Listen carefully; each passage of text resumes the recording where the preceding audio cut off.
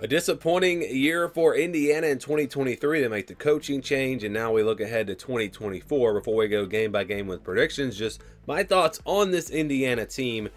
Kurt Cignetti takes over, head coach, brings a lot of players with him. This is a proven winner, and I think he's going to do a great job at Indiana. You bring in Curtis Rourke at quarterback, transfer, who has played really well at the MAC level. I mean, this team, in my opinion, really upgraded the roster. They got better. I think it's an upgrade at head coach, and so I think they have a chance to be a surprise team this year, and I've said that many times. Now, when I say surprise team, I don't mean a team that is going to win the Big Ten championship, but they're just, I think, going to be more competitive than a lot of people think, and I think they have a chance to win some games and maybe get to a bowl game. You look at the offense, I think overall, again, they've upgraded significantly on that side of the ball. I think they'll be good. Offensive line, maybe your one concern.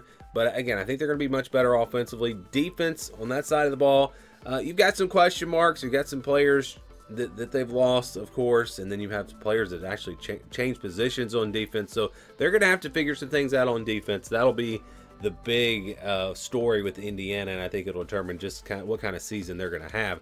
So here's the schedule. Vegas, they believe in Indiana a little bit. Have that over-under at 5.5. So 5-7, 6-6, the most likely scenario, which to me seems pretty positive with a new coaching staff and just coming off the season they had last year. So again, I think that's a pretty fair over-under there.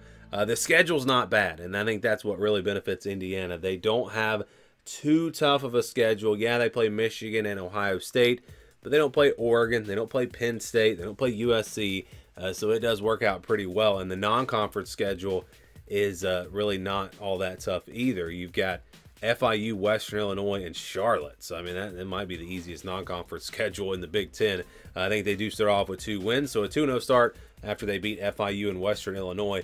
Then you've got a game against UCLA. This one's going to be a tough one, traveling out west.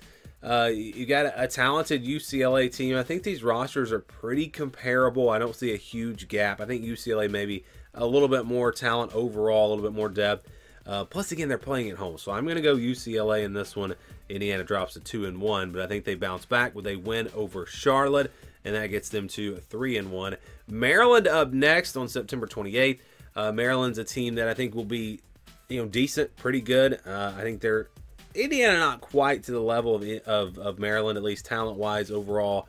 So I'm going to go with Maryland here. If they get the quarterback position figured out, they should be pretty solid again this season. So I'm going Maryland there. Then it's on the road at Northwestern, a team that's not going to have as much talent as even a Maryland.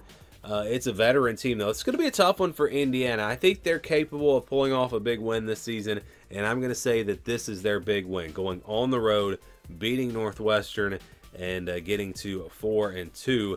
Then you've got Nebraska at home. This will be a tough matchup. Nebraska, again, talent-wise, is going to be a better team than Indiana. This is one that Indiana could win, and I actually, looking at this now, maybe would flip-flop these.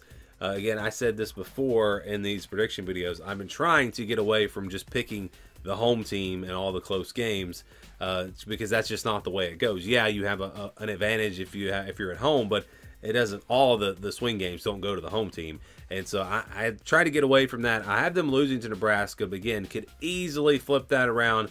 See them beating Nebraska, losing to Northwestern. Nebraska is kind of I'm not sure what to make of Nebraska. That's a team that I'm really struggling with.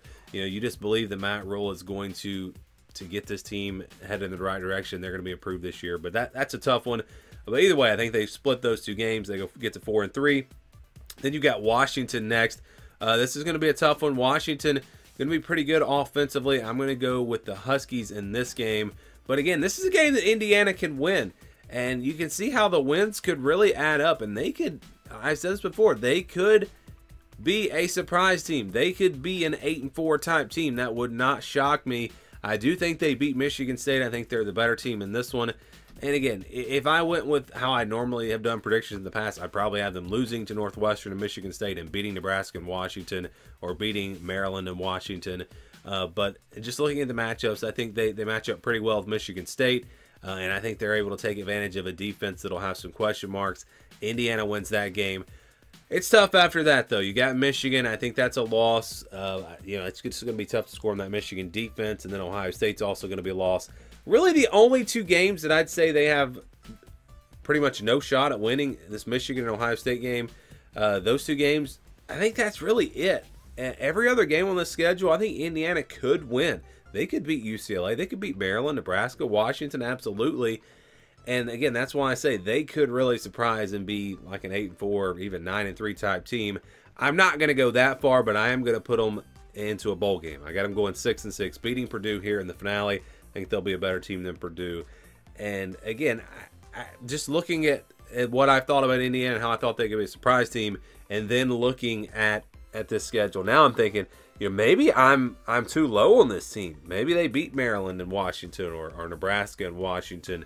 But again, they could also lose on the road to Northwestern or Michigan State. So 6-6, I'll say this. I think it's more likely that they go 7-5 than 5-7. So I'm at 6-6 or 7-5. Again, I think this team will get to a bowl game. Do you guys agree or disagree? Give me your thoughts on Indiana down in the comments below.